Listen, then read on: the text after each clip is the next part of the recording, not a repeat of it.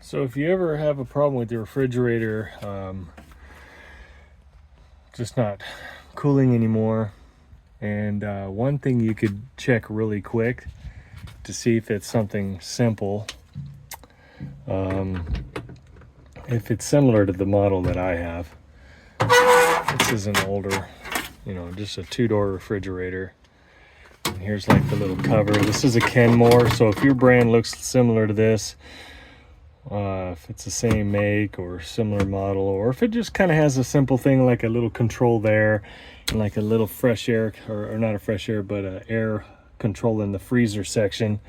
And then if it's not working, and then if you come over here and this is your thermostat to make it hotter or colder, and if you just tap on it, give it a nice tap, and all of a sudden everything comes on, then you just need a new thermostat.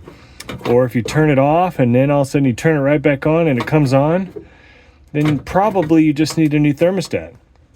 And it was pretty easy. I thought it was going to be a little more complicated to change it, but first thing you do is you take the little knob off, and then this little plate comes off. Oops. Oh, don't drop it. I'm trying to do one-handed. And you get your little knob here. And if you look, the thermostat, it's just two screws, and then it's probably coiled up back here, and then it just wraps around your supply vent here where the cold air comes out for your refrigerator. And it looks like it's that simple just to go ahead and do that. So in case that's ever happened to you before, that looks like a simple repair to do.